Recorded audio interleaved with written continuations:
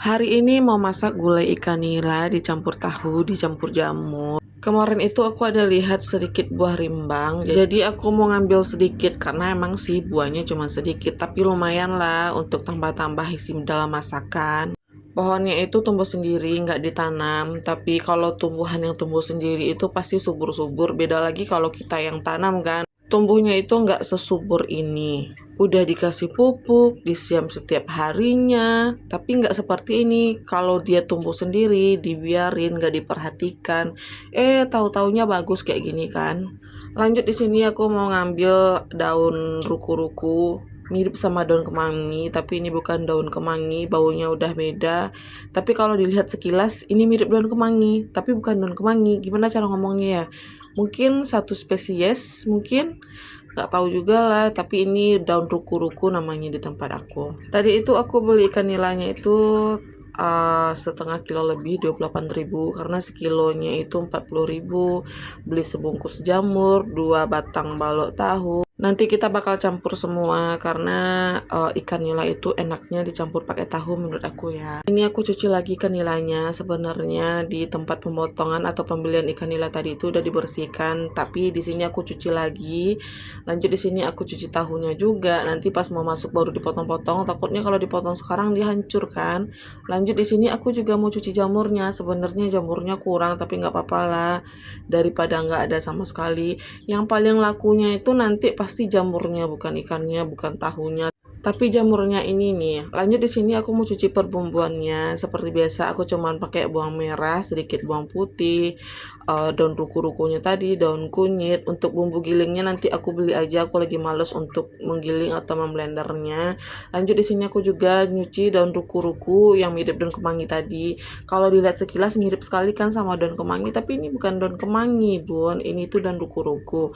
Ini rimbang hasil petikan kita tadi, dapatnya lumayan untuk tambah-tambah, dan ini buahnya itu masih muda-muda sekali dan seger-seger sekali. Ini batangnya itu baru belajar berbuah. Biasanya sih kalau udah mulai berbuah itu dia bakalan terus berbuah, kadang sampai kita bosan untuk ambilnya. Paling enak itu digoreng dicampur sama ikan, itu enak kalau untuk rimbang. Tapi kali ini aku mau campur ke dalam gulai ikannya. Masak kali ini sebenarnya aku tuh nggak tahu tujuan awalnya. Karena ditanyakan mau masak apa atau mau dimasakin apa, jawabnya terserah. Kalau udah terserah aku jadi tambah bingung mau masak apa. Jadi tadi itu aku lanjut aja pergi ke warung, lihat apa aja yang ada di warung.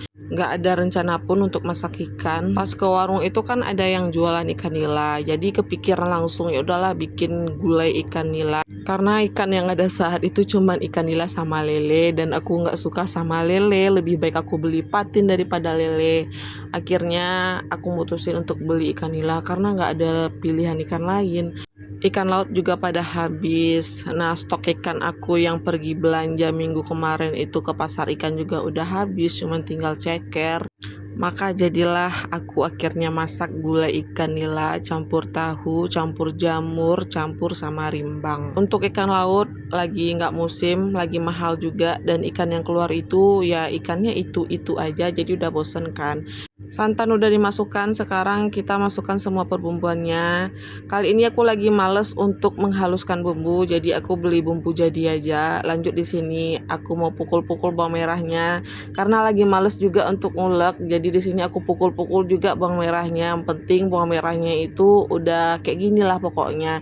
Bumbunya udah masuk, jangan lupa diaduk-aduk, diicip tingkat kepedasannya. Kalau aku milih sedang karena yang ikut makan kan juga anak-anak kan. Kalau kepedasan pasti anak-anak aku nggak bisa makan. Kalau masak gulai itu jangan pernah di skip untuk diaduk-aduk. Takutnya itu pecah santan kan. Jadi diaduk terus sampai santannya itu mendidih seperti ini. Nah, kalau udah mendidih itu jangan pernah ditinggalkan sama sekali. Lanjut di sini aku masukkan ikan nilainya. Setengah kilo tadi itu dapat 3 ekor dan ikannya aku potong 2 aja biar ikannya itu nggak hancur, karena ikan nila itu tekstur dagingnya itu lembut dan gampang hancur. Kalau ikan nilanya udah masuk kayak gini jangan pernah diaduk, karena kalau diaduk takutnya itu ikannya hancur kan. Lanjut di sini aku tambahkan atau aku masukkan si tahunya tadi. Nah, ini tahunya udah aku potong-potong kan. Lalu diaduknya kayak gitu aja bun, diaduknya sedikit-sedikit aja, baru dimasukkan primadonanya yaitu jamurnya. Dan ini pasti nanti dipilih sama anak aku jamurnya ke dalam wajan. Aduk sedikit demi sedikit. Lanjut di sini aku mau cuci piring. Kalau kita mak-mak itu kerja itu harus sambil nyambi. Jadi sat-set kerjaan beres. Kalau soal untuk gulai tadi itu kalau udah masuk semua itu udah aman. Jadi nggak bakalan pecah santan. Tinggal diaduk sesekali. Kalau udah di dapur nggak mungkin nggak ada cucian yang menumpuk. Cucian piring itu pasti ada, nggak mungkin nggak ada. Sedangkan udah kita bersihkan pasti ada dan ada lagi. Malam sebelum tidur udah dibersihkan, udah clear masalah cuci piring. Bangun pagi ini cucian pasti ada lagi, entah itu bekas makan mie malam, entah itu bekas gelas minum semalam. Pokoknya pasti ada lagi cuciannya itu. Terkadang aku jadi mikir, kok cucian nggak pernah habis-habis ya? Udah dibersihin semalam kok masih ada ya? Kadang berharap sesuatu hal yang kecil bangun tidur itu semua beres, nggak ada cucian yang menumpuk di belakang karena kita udah bersihkan kan. Jadi bangun tidur kita tinggal mandi, kita bereskan yang lain. Tetap bangun tidur itu pasti aku selalu cuci piring dulu baru aku mandi. Lanjut ke masakan aku tadi. Di sini diicip dulu rasanya, diicip garamnya, diicip micinnya, apa yang kurang. Kalau seandainya kurang garam ditambah garam kan. Karena kalau untuk masakan itu lebih enak yaitu lebih berasa garamnya. Lanjut di sini aku juga kasih micin. Kalau nggak dikasih micin atau kaldu gitu rasanya pasti ada yang kurang karena udah kebiasaan kan. Tapi sebenarnya bagus nggak pakai micin kan. Bagi orang yang udah terbiasa itu enak-enak aja. Kalau aku dari kecil udah dikasih micin, maksudnya dari kecil udah terbiasa masakan itu pakai micin, pasti lebih enak pakai micin, lebih gurih gitu kan. Singkat cerita masakan aku udah matang. Jadi di sini aku mau pindahkan dulu ke mangkok. Kita siap-siap untuk makan karena ini udah terlalu siang.